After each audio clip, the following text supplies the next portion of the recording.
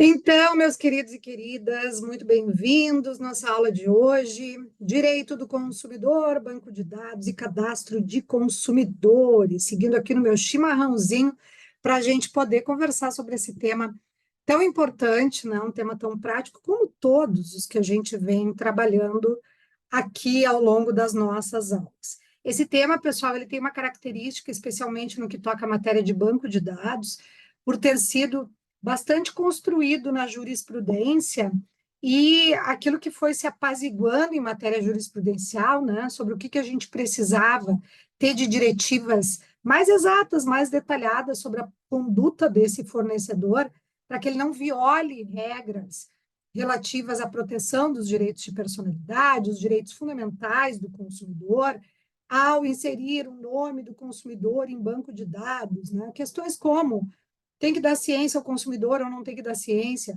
Antes do registro, quem deve dar a ciência? Quanto tempo o nome se mantém ali em não havendo pagamento da dívida? Em havendo, quanto tempo para retirar? E aí nós vamos verificar que nós vamos ter um artigo lá no CDC que regula esse tema, que é um artigo que tem vários parágrafos, né? Mas é um artigo apenas, o artigo 43, que logo a gente já vai fazer análise. Então, a jurisprudência se debruçou ao longo do tempo sobre esse tema para criar diretivas mais exatas e chegarmos àquela conclusão daquilo que é ou não possível no que toca à conduta do fornecedor ao registrar nomes negativamente, né, nos bancos de dados negativos, ou até positivos, se isso seria ou não um banco de dados, ou até como é que ele manipula, como é que ele trata dados e informações naquilo que se refere aos cadastros de consumidores, que é uma outra categoria também referida pela lei. Então, cabe a nós aqui, nesse momento dessa aula, que a gente possa dar uma olhada na legislação, mas especialmente em tudo que temos de jurisprudência já pacificada sobre essa matéria, na edição de súmulas, né? Súmulas do STJ, em especial, sobre essa temática. Certo, gente? Então, vamos fazer aqui o compartilhamento do nosso material. Sempre temos um material aqui rico para que vocês possam guardar e acompanhar aí junto comigo. Creio que está tudo certo, aí passando para vocês as lâminas. Vamos iniciar, então, o nosso material aqui, que é o suporte da aula de hoje. Sempre lembrando, né? Temos ali também disponibilizados uma série de artigos jurídicos bem interessantes sobre o tema, né? Que se propõem aquelas reflexões mais aprofundadas e que super se recomenda a leitura, alguns já disponibilizados em via própria a vocês, outros aqui eu refiro o próprio site, né, no momento adequado das lâminas, então não deixem de procurar o aprofundamento, tá? Porque essa matéria realmente ela dá polêmica, ela traz um grau de polemicidade, como quase tudo em matéria de consumidor. Então, pessoal, nós vamos encontrar lá no CDC, especialmente no artigo 43, que é a nossa próxima lâmina aqui, duas categorias sobre essa matéria, né? Que, claro, se situa ali no tema das práticas comerciais, né? Aquilo que é ou não permitido ao fornecedor. Nós vamos encontrar lá no artigo 42 as modalidades permitidas, vou chamar de modalidades, mas vamos dizer assim, vamos encontrar melhorando aí, retificando, né? Nós vamos encontrar diretivas para a cobrança de dívidas. A cobrança de dívidas ela é um direito, sim, do credor, ela é um direito potestativo, esse credor-fornecedor, mas que encontra limites na boa-fé objetiva, nos deveres de proteção e cuidado, nos deveres todos que são oriundos da boa-fé objetiva, cooperação, lealdade, honestidade, as questões quando a matéria exigir de sigilo. Então, é a boa-fé objetiva o princípio que norteia, né? A cobrança de dívidas não pode ser realizada de qualquer maneira, não pode jamais violar o direito de personalidade do consumidor. Aquelas ligações insistentes, né? De madrugada, no fim de semana. Hoje nós temos aí mecanismos no PROCON, como bloqueio de telemarketing, você oferece ali um número X de celulares para bloquear, você mesmo tem na tecnologia hoje disponível nos celulares a possibilidade de bloquear, mas a gente sabe que quando o telemarketing ele é muito ele é muito ostensivo, se liga de números diferentes e o consumidor não tem mais paz. Aqui eu estou falando de telemarketing. Em falando no tema da cobrança de dívidas, a gente tem que ter em mente que há um direito, sim, do fornecedor, mas que se vai encontrar limites lá do artigo 42, temática já trabalhada aqui.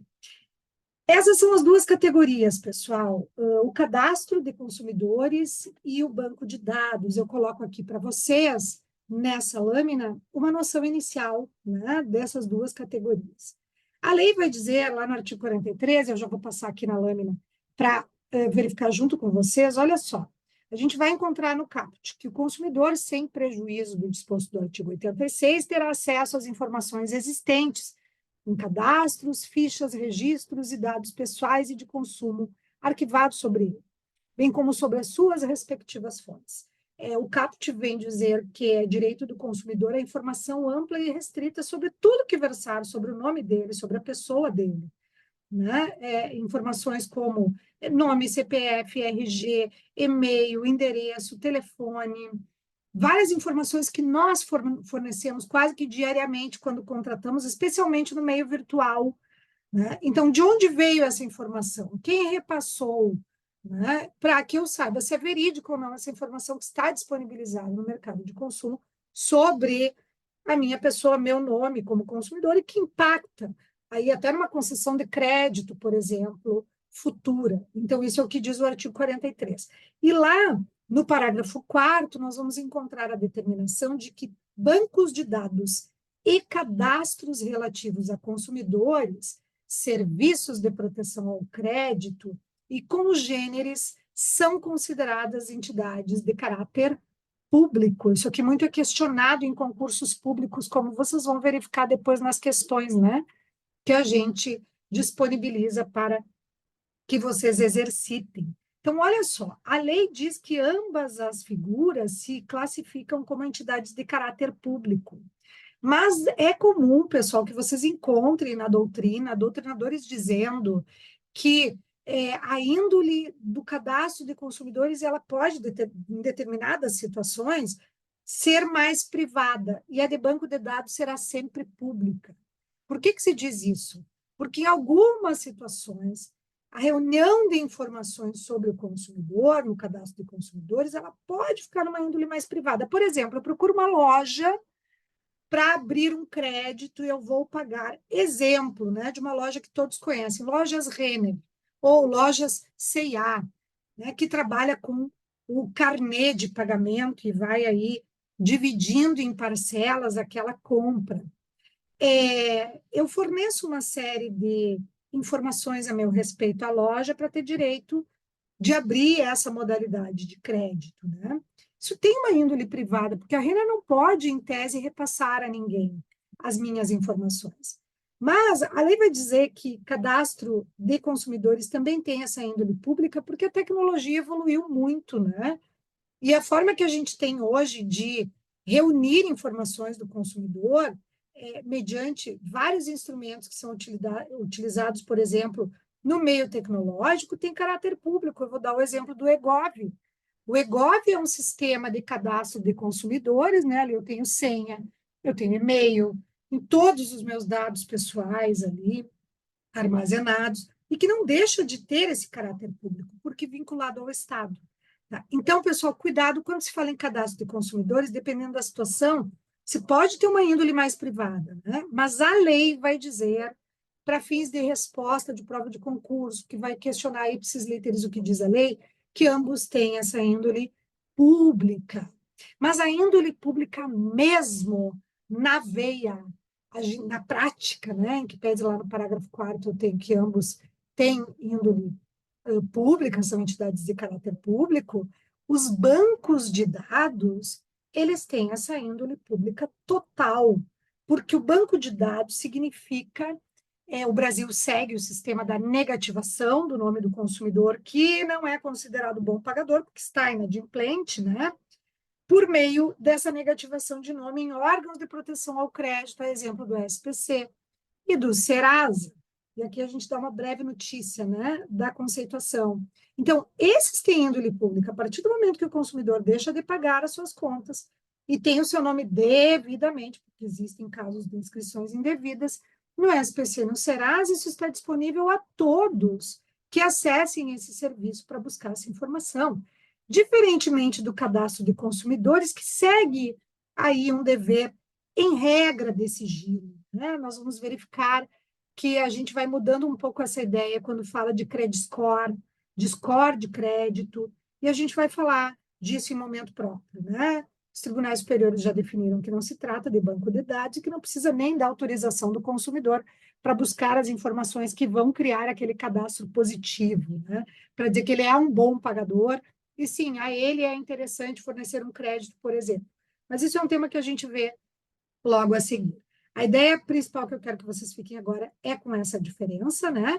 Cadastro de consumidores, reunião de informações que o próprio consumidor repassa e que esse fornecedor detém. Em tese, ele está vinculado a deveres de sigilo, como regra geral, salvo exceções, aí a questão do credit score, que a gente vai ver a seguir. E banco de dados é esse cadastro negativo daquele consumidor que fica no ambiente do inadimplemento, que pode ter o seu nome inscrito, e essa informação pode ser repassada, aliás, ela é pública, né, para qualquer consulente, né, que vier a consultar aí a situação financeira do consumidor. Pessoal, leiam ipsis literis, mas a gente vai falando de tudo que está aqui no artigo 43 e seus parágrafos ao longo da explanação da matéria, né? Apenas uma visão panorâmica aqui de início, já temos ali questões relativas a prazo, que a gente já vai falar, e sempre o direito à informação amplo e restrito desse consumidor. E esse consumidor, quando ele tem violado o direito à informação, ele solicita, por exemplo, ao mantenedor informações, quem foi que registrou o nome, quando, e o mantenedor não repassa, ele tem as medidas judiciais aí cabíveis para buscar essa informação. A medida constitucional do habeas data, medidas que estão previstas na própria lei processual, e que também tem a ver com direito material, como obrigações de fazer, com multa para o caso de não cumprimento, que o juiz determine que as informações sejam prestadas, até mesmo liminarmente, dependendo das situações de urgência. Então, se pode utilizar de todas essas medidas, né? Depois a gente fala de outras tutelas possíveis de serem buscadas nessa matéria, exemplo da declaração de inexistência de débito, né? Muitas vezes vinculada a um dano moral, quando há uma inscrição indevida também. Mas vamos seguir. Então, aqui, pessoal, eu já entro neste momento um tempinho para tomar um chimarrãozinho para não esfriar. Eu não trouxe água aqui nesse momento, no próximo bloco trarei, e o chimarrãozinho acaba sendo um grande amigo, né? Tanto para a gasolina da voz, porque é água, como também aqui para os nossos estudos. Chimarrão e café são ótimos amigos, né? Para os estudos. Então, olha só. Muito comum, quando eu trouxe aqui vários temas, tá, gente? Vocês vão verificar que tem vários temas aqui de jurisprudência, por isso essa matéria está tão rica. Eu fiz especialmente esse material para vocês, para que vocês tenham e guardem daquilo que a gente tem de mais atual sobre esse tema aqui. Mas já começo falando da liminar, né? Então, imagine que um consumidor tenha tido o seu nome inscrito indevidamente no SPC, no Serasa, como mal pagador, e, na verdade, ele tem a prova de que ele pagou, de que ele nunca ficou devendo esse valor, então essa inscrição ela é ilegítima. Quando é que se pode conseguir liminar para a retirada do nome? Porque a gente tem algumas situações aí, né? Se eu não estou devendo, a empresa está me cobrando insistentemente algo que eu não devo, que eu tenho prova que eu não devo, e ainda não me inseriu no banco de dados, no SPC Serasa, eu vou entrar com uma ação de declaração de inexistência de débito, acumulada com a obrigação de não fazer, pedindo para que, em liminar, o juiz determine que meu nome não seja incluído, né?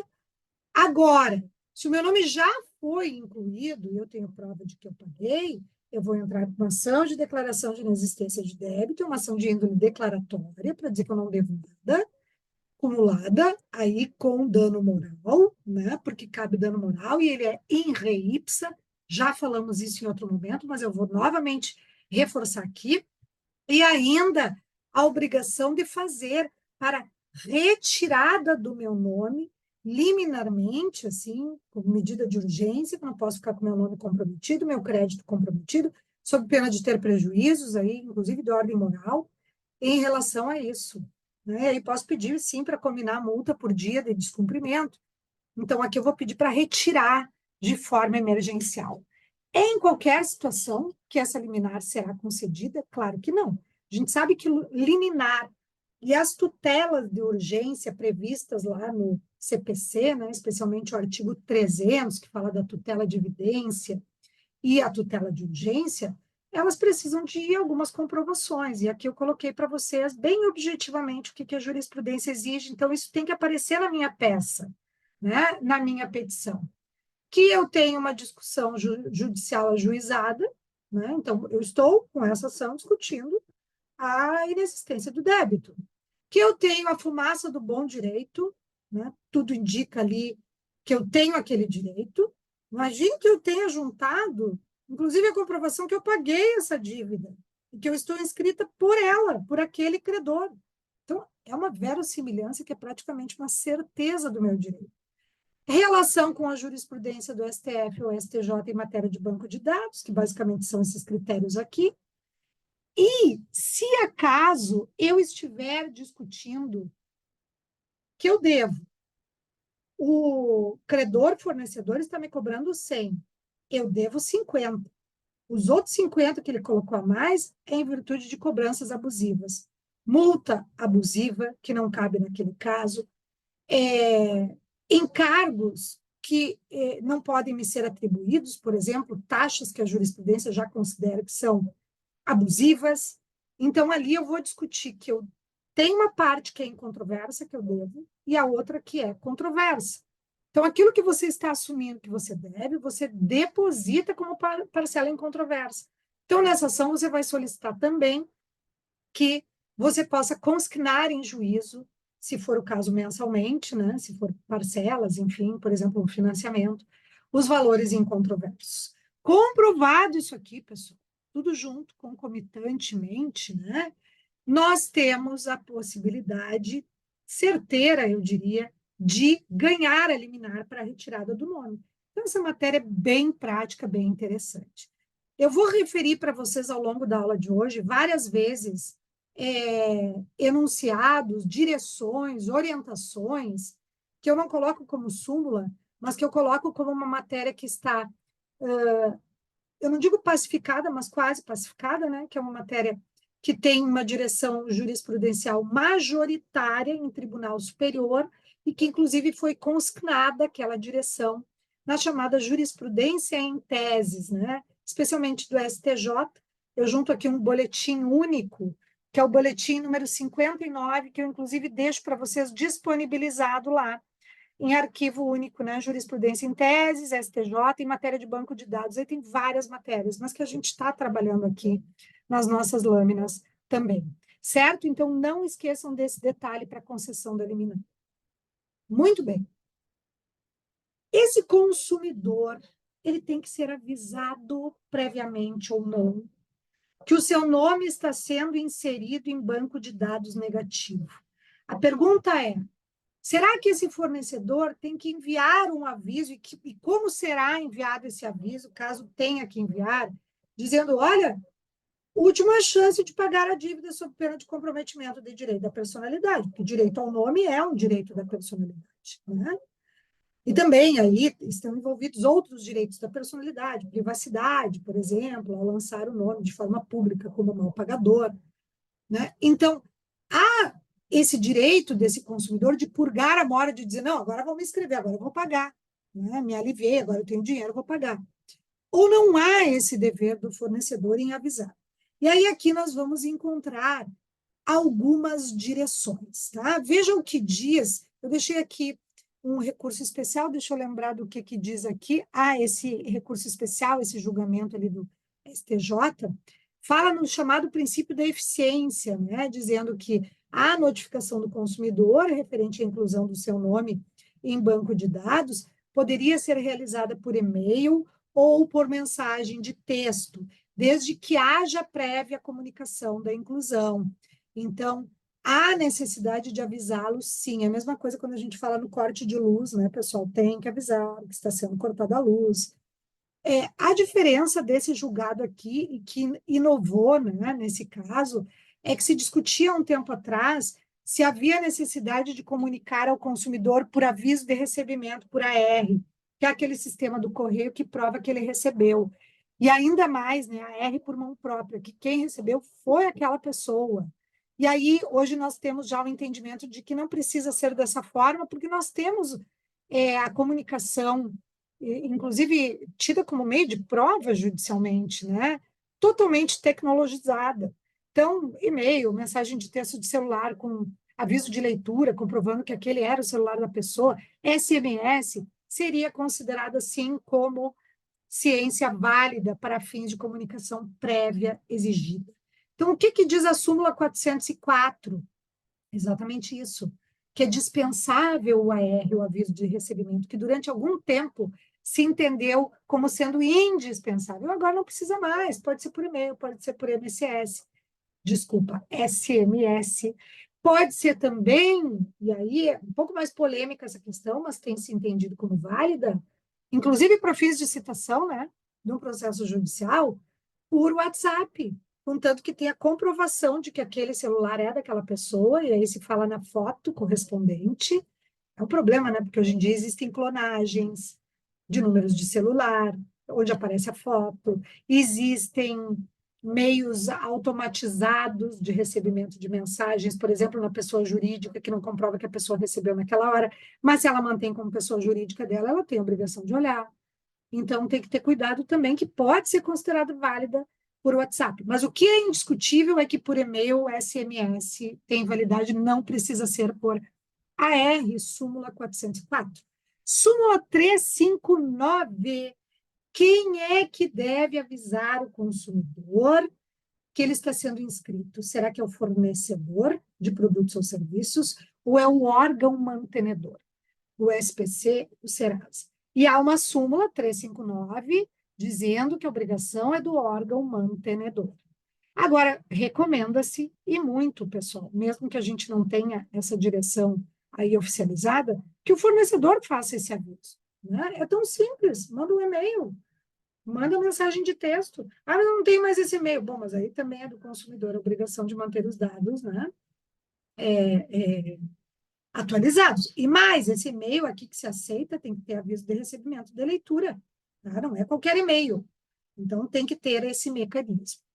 Muito bem, ainda mais uma súmula quanto a este tema da comunicação ao consumidor, 572, que discute se há ou não responsabilidade do Banco do Brasil na condição de gestor do cadastro de emitentes de cheques sem fundos, né? Então, há uma condição especial dessa instituição financeira, se ele teria que notificar previamente o consumidor sobre a inscrição, e ficou definido que não, que o Banco do Brasil, em que pese tenha essa posição, ele não tem essa obrigação. Então, o que fica definido mesmo por matéria simulada é que a obrigação é do órgão que mantém o nome inscrito.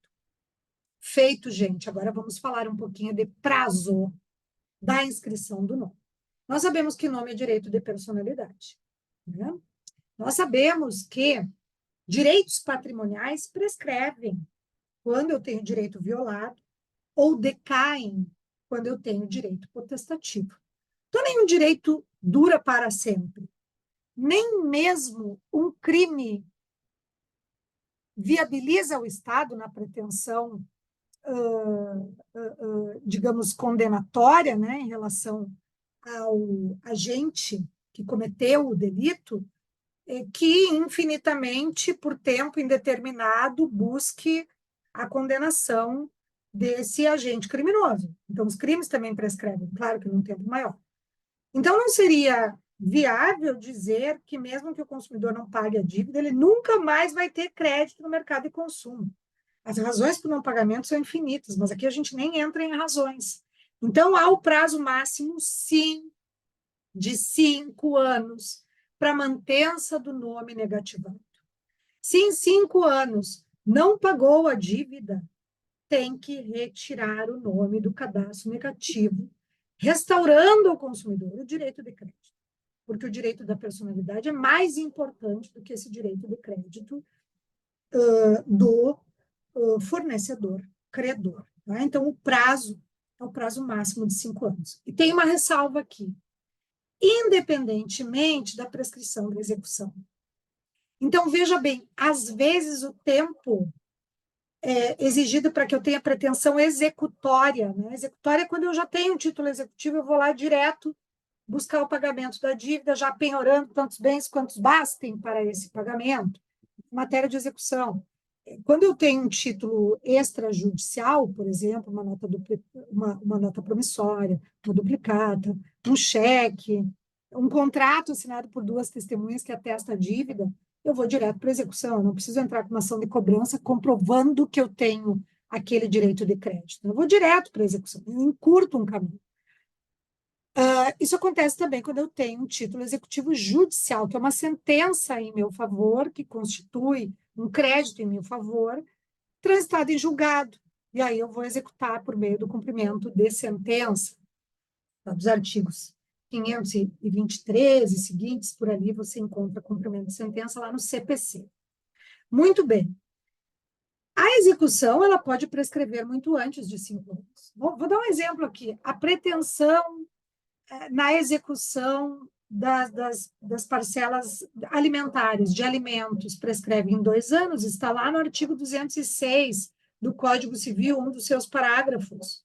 Então, se é uma questão de alguém que deve parcela de alimentos, porque nesse caso pode ser inserido na SPC Serasa também, será que, como prescreve a execução em 2 anos, em 2 anos tem que retirar o nome do devedor que não pagou os alimentos? Não, pessoal, é independente do prazo da prescrição. A prescrição vai ter um prazo menor. A lei do cheque fala que o cheque prescreve em 6 meses, mas é independente deste prazo. O prazo para manutenção do nome é 5 anos. Se não seria muito exíguo o prazo, e aí não teria muito efeito coercitivo, né, para levar ao cumprimento da obrigação. Certo? Então, vamos lembrar que prescrição da execução é diferente da prescrição da ação de conhecimento. Isso abre espaço para se dizer o seguinte: quando prescrever a ação de conhecimento, quando prescrever o direito em si, grande parcela da doutrina, e seria majoritária, vai dizer que tem que retirar no tempo da prescrição.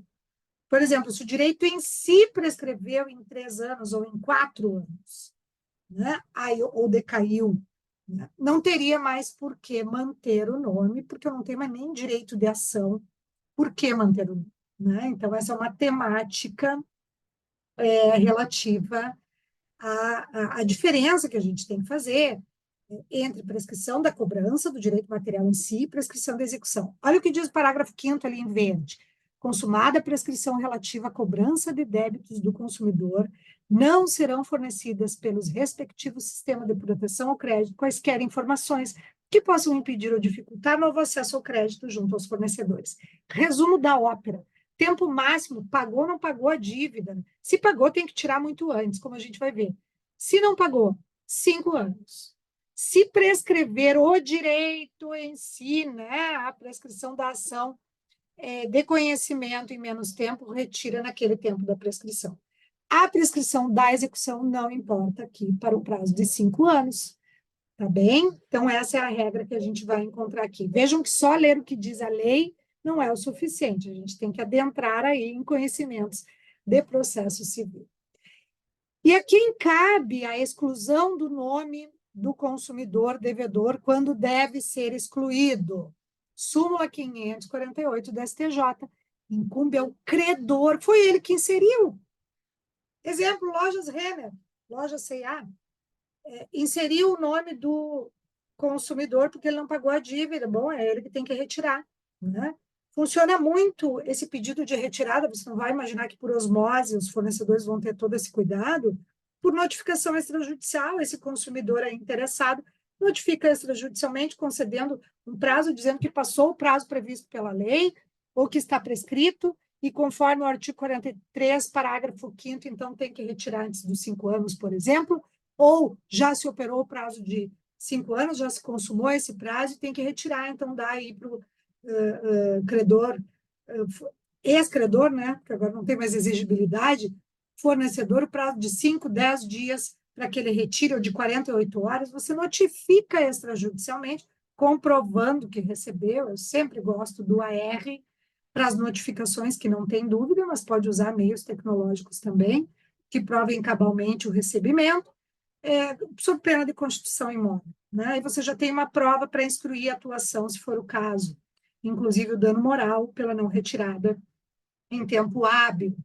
Então, o 548, a súmula 548, diz que incumbe a ex-credor a exclusão do registro da dívida em nome do devedor no prazo de 5 dias úteis, não mais, não menos que isso, a partir do integral e efetivo pagamento do débito.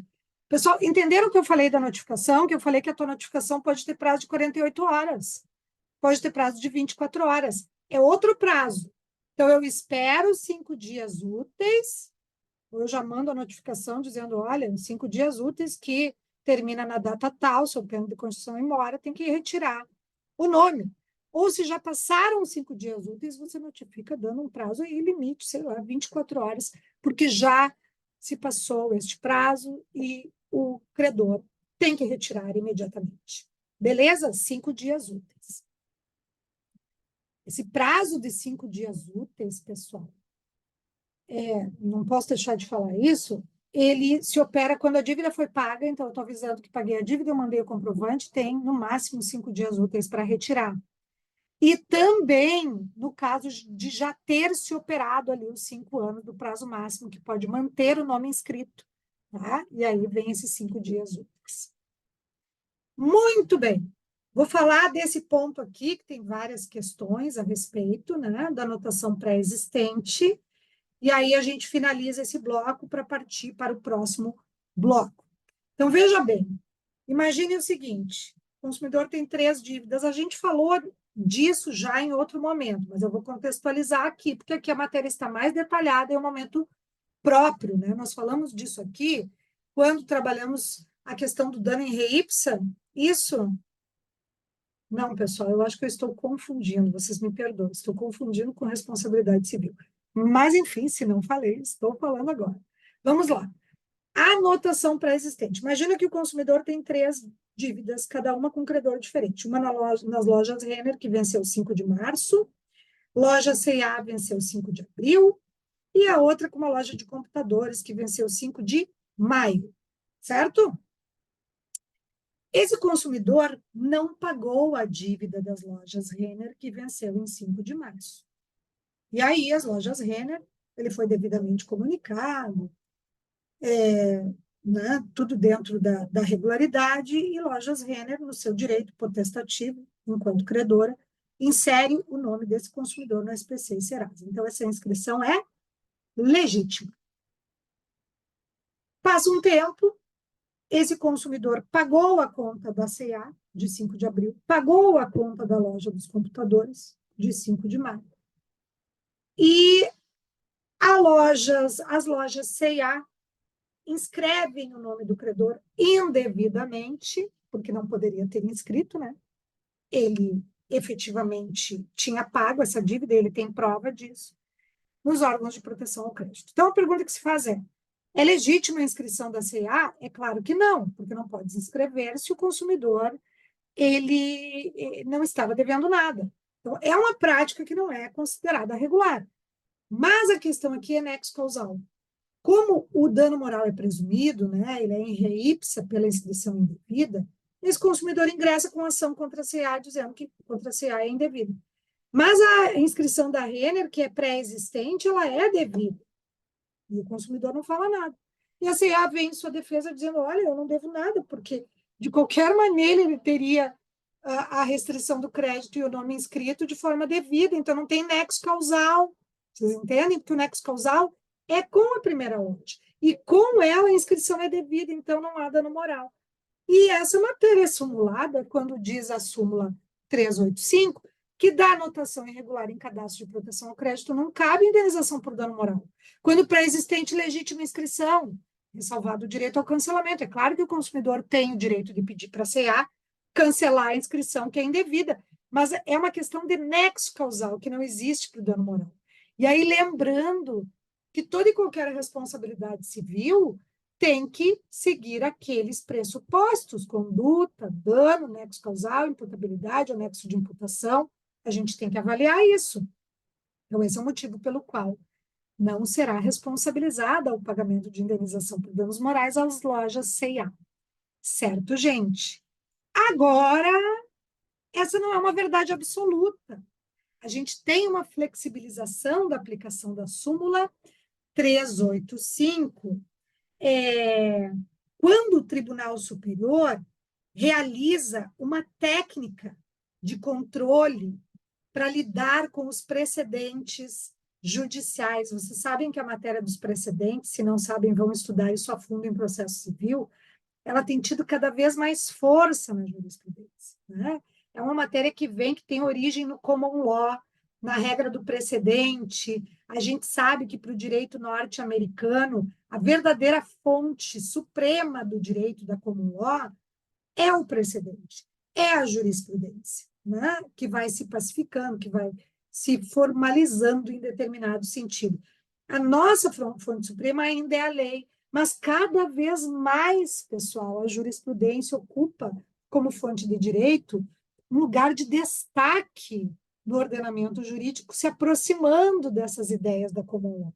Então, surgem ali no âmbito, especialmente, qualquer tribunal, né, pode realizar, mas dos tribunais superiores, técnicas específicas que vocês vão estudar, repito, em processo civil, para lidar com essa questão dos precedentes jurisprudenciais. A técnica que a gente tem aqui em questão e que eu explico aqui de uma forma bem sucinta na observação, tarjado aqui em azul, é a técnica do distinguishing, que é muito festejada para dizer o seguinte: eu tenho que analisar a peculiaridade do caso concreto, que torna esse caso único em relação aos demais, para não engessar o posicionamento e colocar tudo numa lata de sardinha, espremido ali, né?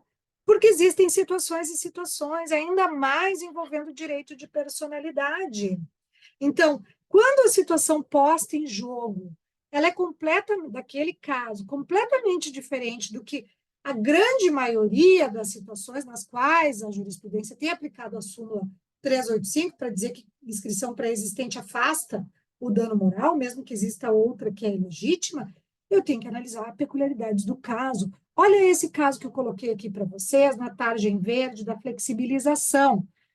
Cabe dano moral, mesmo com inscrição pré-existente, quando este débito estiver sendo discutido judicialmente e houver verossimilhança nas alegações do consumidor. O que aconteceu aqui, pessoal? Pegue o exemplo que a gente deu da inscrição das lojas Renner e imagine o seguinte: eu não tenho certeza absoluta que a inscrição pelas lojas Renner é ilegítima, porque o que eu estou discutindo aqui é que me inscreveram por juros totalmente abusivos e descabidos, com base no que previa o contrato de consumo, estão me cobrando que eu não devo, né? Então, eu entrei com uma ação revisional.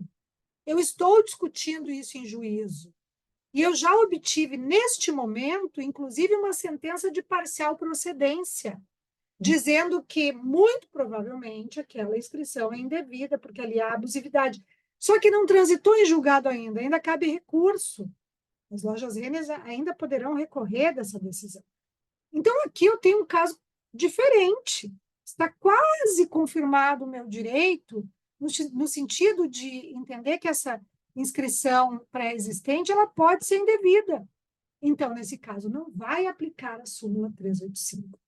Tá? Então, é a famosa técnica do distinguishing, que eu tenho que distinguir um caso do outro conforme peculiaridades para, sim, relativizar aplicações de súmulas. E matéria sumulada, vocês sabem que é uma matéria que não vai ser decidida de outra forma, né? Vincula, os tribunais regionais vão decidir de acordo com a matéria sumulada.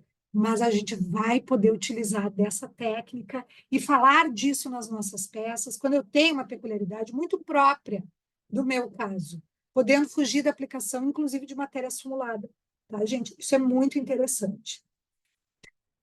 Inscrição indevida gera dano em re ipsa, ou seja, o dano é presumido, eu não tenho que provar que eu passei por uma situação de constrangimento, de vexame. Olha, meu nome foi inscrito indevidamente no SPC Serasa. E aí eu fui comprar o carro dos meus sonhos, eu já tinha o dinheiro separado para a entrada, entrei na loja, junto na loja se faz ali a vinculação com o financiamento, e a atendente gritou para que todos ouvissem: olha, a senhora está inscrita no SPC, no Serasa, não dá para conceder o financiamento, não tem como fechar o negócio. E, por acaso, eu tenho conhecidos na loja que ouviram isso, passei vergonha. Vou ter que comprovar esse vexame? Em tese, não. A inscrição indevida, se eu não estava devendo e o meu nome estava inscrito, dispensa a prova de situação vexatória, de dor, de abalo. Não, é dano in re ipsa, presumido.